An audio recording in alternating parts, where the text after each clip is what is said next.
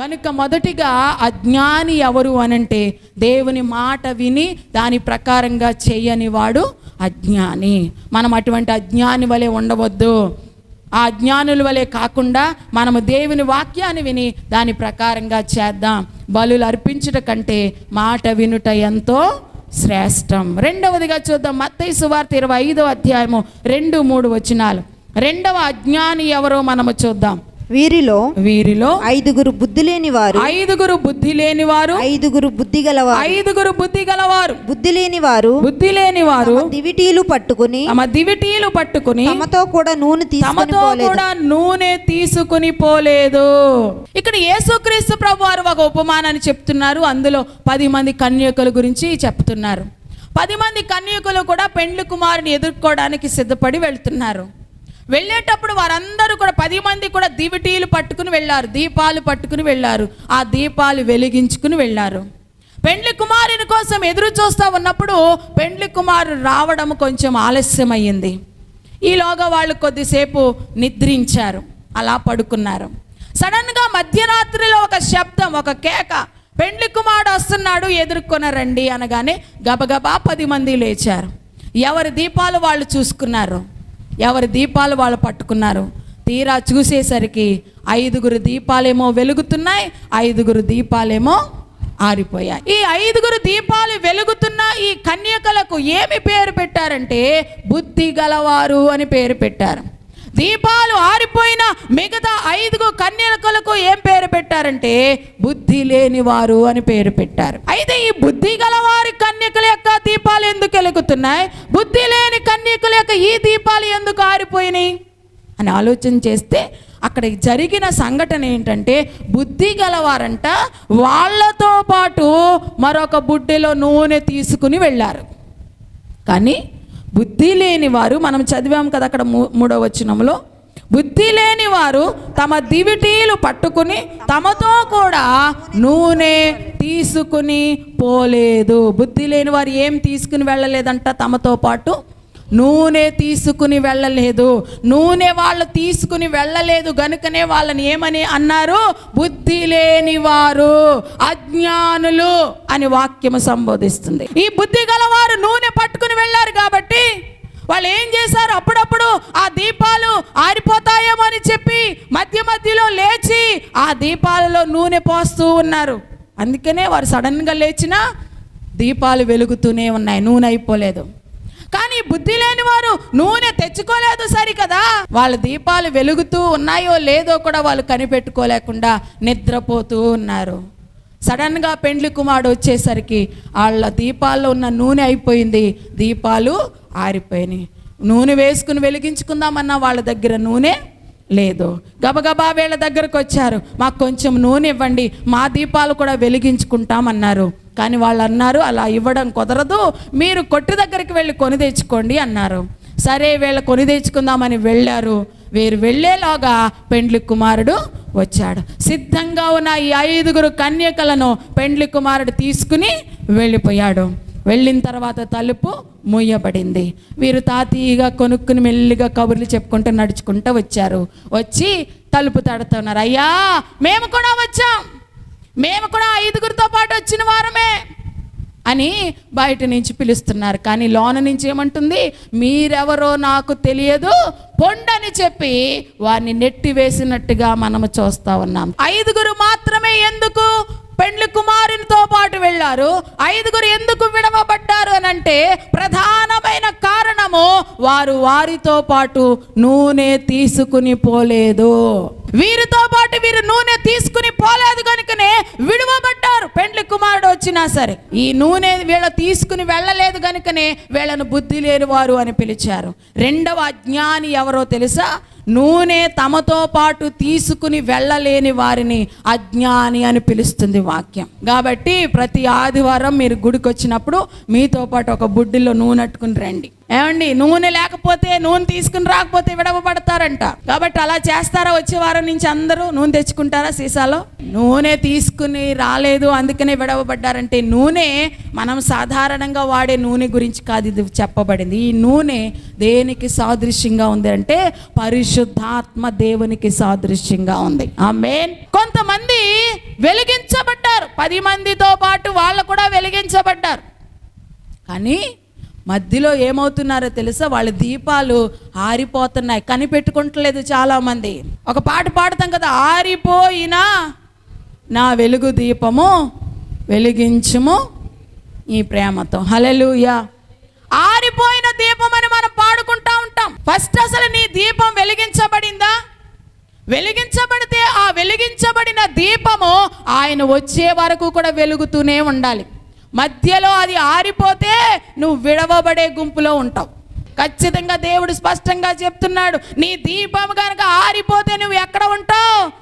బుద్ధి లేని కన్యకల వల్ల విడవబడిన గుంపులో ఉంటావు. అందుకేనా ఇంత ప్రయాసం మనకి విడవబడడానిక? ప్రతి ఆదివారం ఇంత భక్తితో వచ్చి ప్రభుని సేవించేది విడవబడిన గుంపులో ఉండడానిక? కాదు కాదు. ఏమైనా సరే మనమందరం ఎత్తబడే గుంపులో ఉండాలి.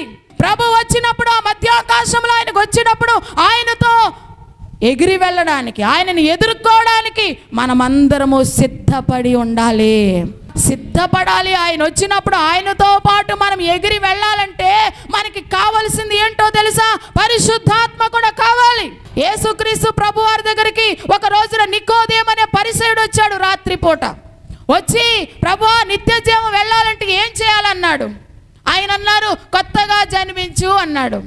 కొత్తగా ఎలా జన్మిస్తానయ్యా? నేను ముసలివాడిని అయిపోయాను, మరలా తల్లి గర్భంలోనికి వెళ్ళి ఎలా నేను జన్మిస్తాను అన్నాడు.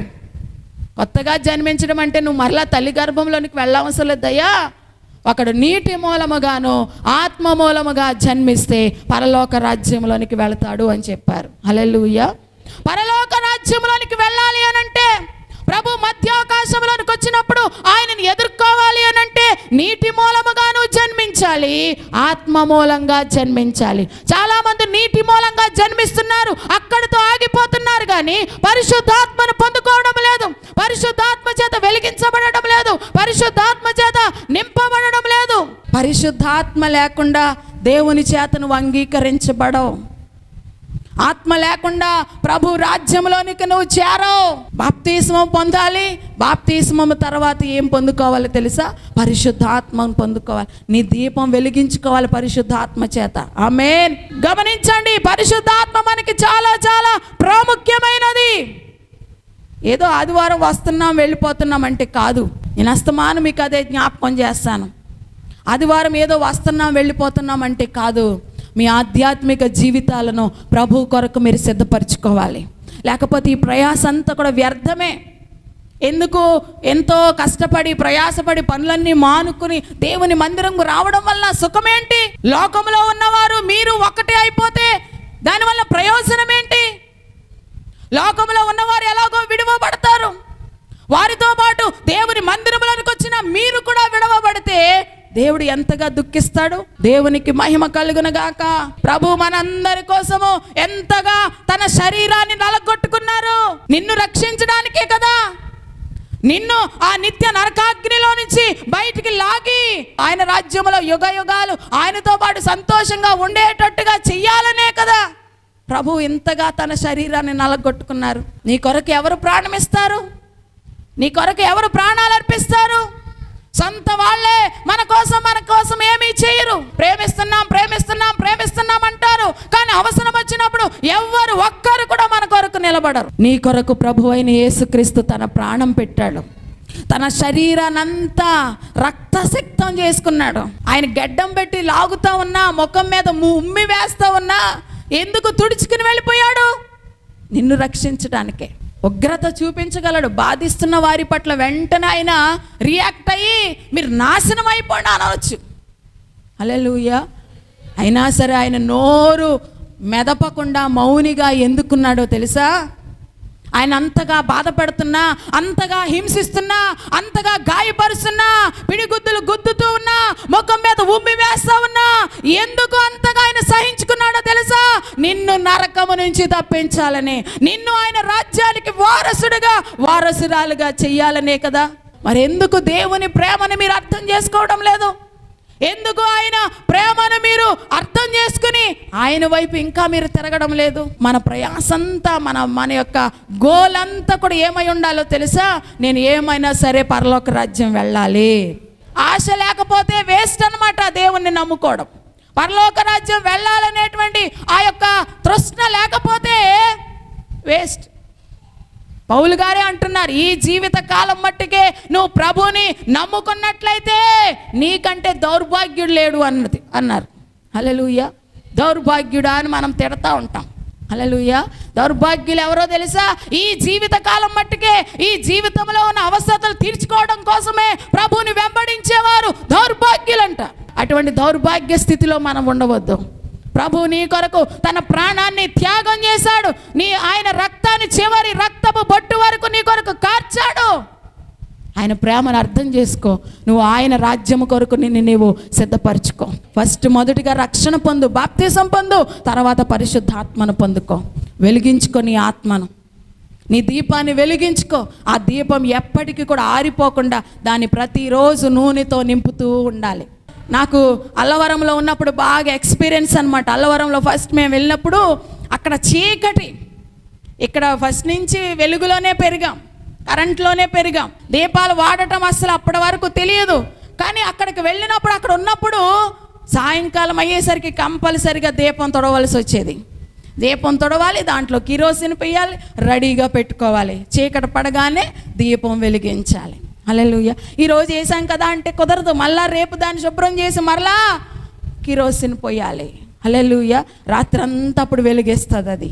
ఏదో పరిశుద్ధాత్మ ఒక్కసారి పొందేసుకున్నాను కదా అంటే సరిపోదు. ప్రతిరోజు పరిశుద్ధాత్మ అనే నూనెను నీలో పోస్తూనే ఉండాలి. అప్పుడే నీ దీపం ఆరిపోకుండా ఉంటుంది. ఎందుకు ప్రతి వారం మనము పరిశుద్ధాత్మ అభిషేకాన్ని మనలో నింపుకుంటున్నాము అని అంటే, ఇక్కడికి వచ్చినప్పుడే నింపుకోవడం కాదు, నీ ఇంటి దగ్గర ప్రార్థన చేసుకున్నప్పుడు కూడా ఆ ఆత్మ నీలో నింపబడుతూ ఉండాలి. ఆత్మ నీలోనికి వస్తూ ఉండాలి. అభిషేకం నీలో నింపబడుతూ ఉండాలి. అలా వచ్చినప్పుడే నీ దీపం వెలుగుతూ ఉన్నట్టు. ఒకవేళ ఒకసారి నేను వెలిగించేసుకున్నాను కదా, పరిశుద్ధాత్మను పొందేసుకున్నాను కదా అని నిర్లక్ష్యంగా ఉంటే నీ దీపం ఆరిపోయే ప్రమాదము ఉంది. కనుక బహు జాగ్రత్తగా ఉండాలి, బహుగా కనిపెట్టుకుంటూ ఉండాలి. ఎప్పటికప్పుడు నీ దీపాన్ని పరిశుద్ధాత్మ అనే నూనెతో నింపుకుంటూ ఉండాలి. నూనె తీసుకోకుండా వెళ్ళిన వారు అజ్ఞానులు. పరిశుద్ధాత్మ లేకుండా ఉండేటువంటి వారు, పరిశుద్ధాత్మ లేకుండా జీవించేవారు అజ్ఞానులు. హల్లెలూయా. గనుక అటువంటి అజ్ఞాన స్థితిలో మీరు ఉండవద్దు. దేవుని ఆత్మ చేత మిమ్మల్ని మీరు నింపుకొనండి. మూడవదిగా నేను చెప్తున్నాను, లోకాసు వార్త 12వ అధ్యాయము 16 నుంచి మనము చూస్తే, మరియు ఆయన వారితో ఈ ఉపమానము చెప్పెను. ఒక ధనవంతుని భూమి సమృద్ధిగా పండెను. అప్పుడు అతడు నా పంట సమకూర్చుకొనుటకు నాకు స్థలము చాలదు గనుక నేనేమి చేతునని తనలో తాను ఆలోచించుకొనెను. ఇలాగు చేతును, నా కొట్లను విప్పి వాటికంటే గొప్ప వాటిని కట్టించి అందులో నా ధాన్యమంతటిని నా ఆస్తిని సమకూర్చుకొని నా ప్రాణముతో ప్రాణమా అనేక సంవత్సరములకు విస్తారమైన ఆస్తి నీకు సమకూర్చబడి ఉన్నది. సుఖించుము, తినుము, త్రాగుము, సంతోషించుమని చెప్పుకొందును అనుకొనెను. అయితే దేవుడు వెర్రివాడా, రాత్రి నీ ప్రాణమును అడుగుచున్నారు, నీవు సిద్ధపరిచినవి ఎవని వగునని అతనితో చెప్పెను. హల్లెలూయా. మూడవదిగా ఇక్కడ ఒక వ్యక్తిని దేవుడు వెర్రివాడా అని పిలుస్తున్నాడు. ఏ ఫూల్, అజ్ఞాని, బుద్ధిహీనుడా అని పిలుస్తున్నాడు. అలా బుద్ధిహీనుడా, వెర్రివాడా అని పిలుస్తున్న ఈ వ్యక్తి సామాన్యమైన వ్యక్తి కాదు, ఒక ధనవంతుడు, మిక్కిలి ధనవంతుడు. ఆ దేశంలోనే, ఆ ప్రాంతంలోనే మిక్కిలి ధనవంతుడు. అయితే ఎందుకు ఆ ధనవంతుడిని దేవుడు అలా వెర్రివాడా అని పిలిచాడు అని అంటే, ఈ ధనవంతుడంట భూమిని పండిస్తే భూమి సమృద్ధిగా పండేసింది.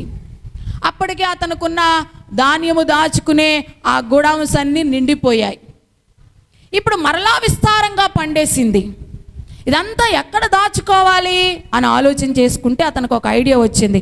పాత కొట్లన్నీ పడగొట్టేసి కొత్త గోడౌన్స్ కట్టించేద్దామని చిన్నవన్నీ పడగొట్టేసి పెద్ద గోడౌన్స్ కట్టించేసి అందులో తన ధాన్యాన్ని ఆస్తిని సమకూర్చి దాచిపెట్టేసి అతడు తన ప్రాణముతో ఇలాగనుకున్నాడు, నా ప్రాణమా, నీకు అనేక సంవత్సరములకు సరిపడగా ఆస్తిని సమకూర్చేశాను. ఎప్పటికి సరిపడగానంట? ఒక నెల రోజులుగా, ఒక సంవత్సరం పాటుగా కాదు, అనేక సంవత్సరములకు సరిపడగా నీకు ఆస్తిని సమకూర్చాను నా ప్రాణమా, నీకిష్టం వచ్చినట్లుగా తిను, తాగు, సంతోషించు, సుఖించు అని తన ప్రాణముతో చెప్పుకుంటున్నాడు. ఆమేన్. అంటే తన మనసులో ఏ విధమైన ఆలోచన ఉందంటే, ఇంకా తాను అనేక సంవత్సరాలు బ్రతుకుతాను అనే ఆలోచన అతనికి ఉంది. ఇంకా నేను చాలా సంవత్సరాలు బ్రతుకుతాననే ఆలోచన అతనికి ఉంది కనుకనే అంటున్నాడు, నీకు అనేక సంవత్సరాలకు సరిపడగా సమకూర్చేశాను ప్రాణమా, నీకు ఇష్టం వచ్చినట్లుగా తిను, త్రాగు, సంతోషించు అంటున్నాడు. కానీ దేవుడు వచ్చి అంటున్నాడు, వెర్రివాడా, ఏంటి ఇంకా అనేక సంవత్సరాలు బ్రతుకుతాను అనుకున్నావా?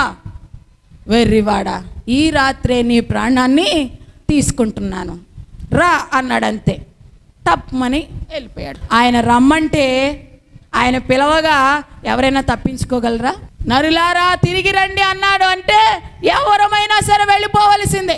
వెర్రివాడా, ఈ రాత్రే నీ ప్రాణాన్ని తీసుకుంటున్నాను అనగానే అతని ప్రాణం పోయింది. ఇప్పుడు నువ్వు సంపాదించినవి, సమకూర్చినవి అంతా కూడా ఎవరి వశం అవుతును? అతను సంపాదించిందంతా ఎవరి వశం అవుతుందో కూడా అతనికి ఇంకా తెలియదు. నేను ఇక్కడ ఒక ప్రశ్న మిమ్మల్ని అడుగుతాను, చనిపోయిన వారికి ఏమైనా తెలుస్తుందా? చనిపోయిన వారికి ఇక్కడ ఏం జరుగుతుందో ఏమైనా తెలుస్తుందా? కొన్నిసార్లు మనం అనుకుంటాం, మనకు జరిగే పరిస్థితులన్నిటిని బట్టి చనిపోయిన వారికి ఇవన్నీ తెలిస్తే బాగుండు, వాళ్ళు ఎంత బాధపడతారో ఇవన్నీ తెలిస్తే అనుకుంటా ఉంటాం. నేను చెప్తున్నాను, చనిపోయిన వారికి ఇంకా ఏమీ తెలియదు. వారికి భూలోకం మీద జరిగే, సూర్యుని కింద జరిగే క్రియలలో ఇక వాళ్ళకి పాలు పంపులన్నవి ఏమీ ఉండవు. నేను అలా ఆలోచిస్తూ ఉన్నప్పుడు దేవుడు వాక్యం ద్వారా నాతో మాట్లాడారనమాట. నాకు వాక్యం చదువుకున్నప్పుడు దానికి ఆన్సర్ దొరికింది. నేను వెళుతున్న పరిస్థితులను బట్టి నేను అనుకుంటా ఉన్నాను, అన్నీ తెలిస్తే బాగుండు చనిపోయిన వాళ్ళకి అని అనుకుంటా ఉన్నాను. తెలిస్తే ఎంత బాగుండు అని అనుకుంటా ఉంటుంటే దేవుడు వాక్యంలో నుంచి నాకు చూపించాడు. ప్రసంగి గ్రంథంలో నుంచి మనము చూస్తే, ప్రసంగి చదువుతున్నప్పుడు ఆ వాక్యం నాకు చూపించాడు దేవుడు. 9వ అధ్యాయము 5-6 వచనాలు. 5-6 వచనాలు. బ్రతికియుండువారు తాము చత్తురని ఎరుగుదురు, అయితే చచ్చిన వారు ఏమీయూ ఎరగరంట. చూడండి, చనిపోయిన వారికి ఏమీ తెలియదు, వారి పేరు మరువబడి ఉన్నది, వారికి ఏ లాభము కలగదు, వారిక ప్రేమింపరు, పగపెట్టుకొనరు, అసూయపడరు, సూర్యుని క్రింద జరుగు వాటిలో దేనియందును వారికి నెప్పటికిని వంతు లేదు. హల్లెలూయా. చనిపోయిన వాళ్ళకి ఇంకా ఏమీ తెలియదు. వాళ్ళు ప్రేమించరు, పగపెట్టుకోరు, అసూయపడరు, అసలు వాళ్ళకి ఏమీ ఇంకా తెలియదు. సూర్యుని క్రింద జరుగు వాటిలో వారికి ఎప్పటికీ కూడా భాగము, వంతు లేదు ఇంకా. హల్లెలూయా. ఒక్కసారి ఈ భూలోకాన్ని విడిచి వెళ్ళిపోయారు అనుకోండి, ఇక భూమి మీద ఏం జరుగుతున్నా వాళ్ళకి ఏమీ సంబంధం లేదు. ఎంత సంపాదించినా అవన్నీ ఎవరు పంచుకుంటున్నారు ఏంటో కూడా ఎవరికి, చనిపోయిన వాళ్ళకి ఇంకేమీ తెలియదు. ఇక్కడ అదే అంటున్నారు కదా, ఈ రాత్రి నీ ప్రాణాన్ని తీసుకున్నాను, నువ్వు సమకూర్చినవన్నీ ఎవని వగునో ఎవరికి తెలియను, ఎవరికి తెలియదు. అయితే ఈ 3వ అజ్ఞాని ఎవరు అనంటే, ఈ లోకమే శాశ్వతమని తలంచుకునేవారు అజ్ఞానులు. 3వ అజ్ఞాని ఎవరు? ఈ లోకమే శాశ్వతమని తలంచుకునేవారు అజ్ఞానులు. ఆమేన్. కొంతమంది అనుకుంటారు ఈ లోకమే శాశ్వతం, ఈ లోకంలో ఇంకా స్థిరము అన్నట్టుగా ఈ లోకం కోసమే బ్రతుకుతారు. ఈ లోకం మనకి శాశ్వతం కాదు. శాశ్వతమైన రాజ్యం ఎక్కడుంది? పైన ఉంది. అది పరలోక రాజ్యం, అది నిత్యము నిలిచే రాజ్యం, అది శాశ్వతమైన రాజ్యం. ఆ శాశ్వతమైన రాజ్యం కోసము మనం ఏం చేయాలి? పాటుపడాలి. ఆ రాజ్యంలోనికి వెళ్ళాలని కష్టపడాలి. ఇప్పుడు మనం అందరం వీసా మీద వచ్చామన్నమాట ఇక్కడికి. మన దేశం అది, పరదేశులుగా ఇక్కడికి వచ్చాం మనం, అంతే. వీసా మీద పొరుగు దేశాలు వెళ్తూ ఉంటారు కదా, ఆ వీసా టైం అయిపోగానే మళ్ళీ వాళ్ళు మనల్ని పంపించేస్తారు, అక్కడ ఉండనివ్వరు ఇంకా. ఒకవేళ వాళ్ళు టైం ఎక్స్టెన్షన్ పెంచుకుంటే ఉంటారేమో తప్ప ఆ పీరియడ్ అయిపోగానే మళ్ళీ పంపించేస్తారు. దేవుడు కూడా మనకి వీసా ఇచ్చి పంపించాడు. 50 సంవత్సరాలు 40 సంవత్సరాలు అలాగ వీసా ఇచ్చి మనం పంపించాడు. ఆ వీసా టైం అయిపోగానే మరలా మన స్వదేశానికి మనం, ఈ లోకం మనది శాశ్వతం కాదు, శాశ్వతమైనది పరలోక రాజ్యం. ఆ శాశ్వతమైన రాజ్యం కొరకు మనము ప్రయాసపడాలి, దానికోసం మనము సిద్ధపడాలి. హల్లెలూయా.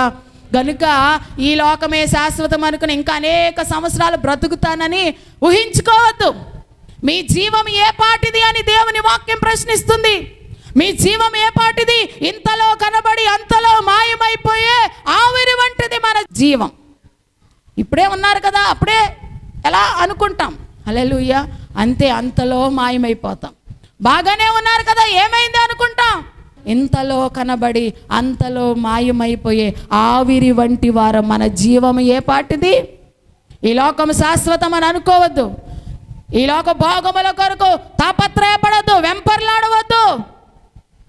ఈ లోకములు ఏదో సమకూర్చుకుందామని కాదు, దేవుని రాజ్యం సమకూర్చుకోవడానికి మీరు ప్రయాసపడండి. అలెగ్జాండర్ ది గ్రేట్ అనేటువంటి ఒక గొప్ప వ్యక్తి ఉన్నాడు. అలెగ్జాండర్, ఆయన ప్రపంచ దేశాలలో అనేకమైన దేశాలను యుద్ధము చేసి జయించేశాడు.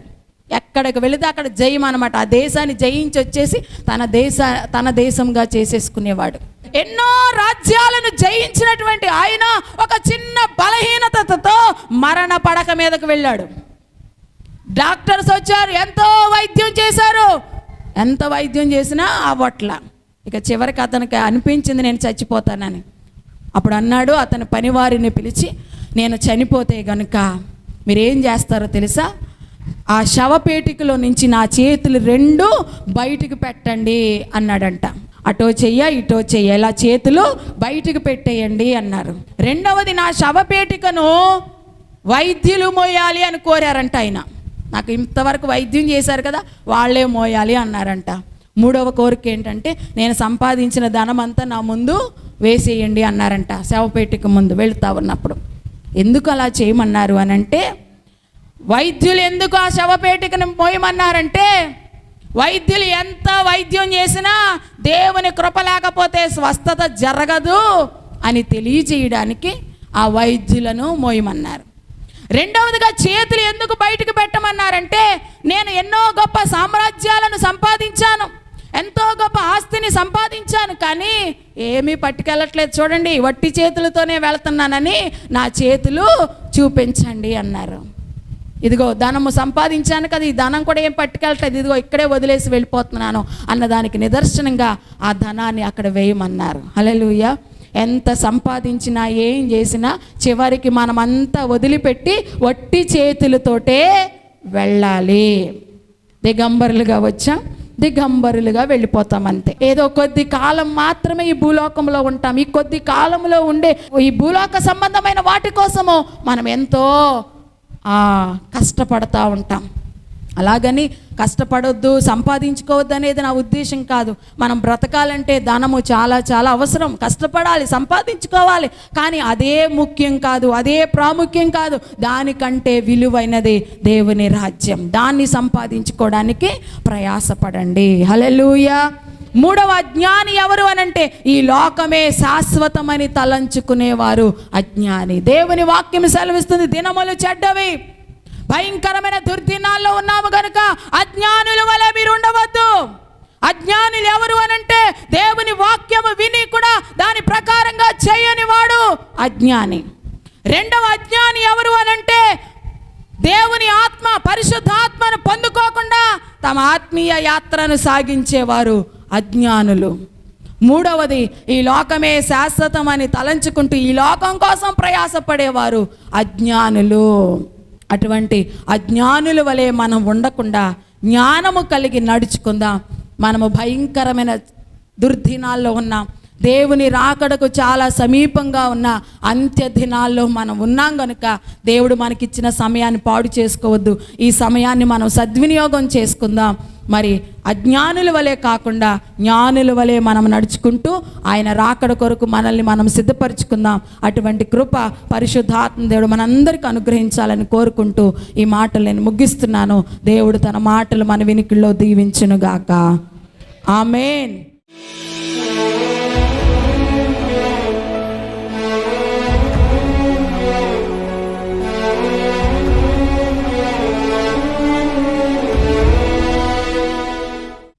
పరిశుద్ధుడా, మహిమ కలిగిన మా తండ్రి, మీకు వందనాలు, స్తోత్రాలు. ఈ ప్రభు దినమందు ఇంతవరకు నాయనా నీ సన్నిధిలో నన్ను నిలబెట్టుకుని నాయన వాక్యము బోధించడానికి నాకు సహాయం చేశారు. వందనాలు. చెప్పబడిన ప్రతి వాక్యము బిడల హృదయాల్లో స్థిరపరచండి నాయన. దినములు చెడ్డవి, భయంకరమైన దుర్దినాలలో, నీ రాకడకు అతి సమీపంగా ఉన్నటువంటి ఈ అంత్య దినాలలో మేము జీవించుచున్నాము గనుక ఇక మా సమయాన్ని మేము పాడు చేసుకోనుకోకుండా, మేము అజ్ఞానుల వలె కాకుండా ప్రభువా, జ్ఞానుల వలె సమయాన్ని సద్వినియోగం చేసుకుని నీకు ఇష్టమైన బిడ్డలుగా మేము జీవిస్తూ నీ రాకడ కొరకు సిద్ధపడే భాగ్యము ఈరోజు ఈ వాక్యం ఉన్న బిడ్డలందరికీ కూడా మీరు దయచేయండి. అటువంటి ఆత్మ ప్రేరేపణ, ఆత్మ నడిపింపు బిడ్డలందరికీ కలుగ చేయమని, ఈ వాక్యము బిడ్డల హృదయాల్లో స్థిరపరిచి ఫలింప చేయమని యేసయ్య నామములో ప్రార్థించి వేడుకొనుచున్నాను తండ్రి. ఆమేన్, ఆమేన్. అందరికీ వందనాలండి.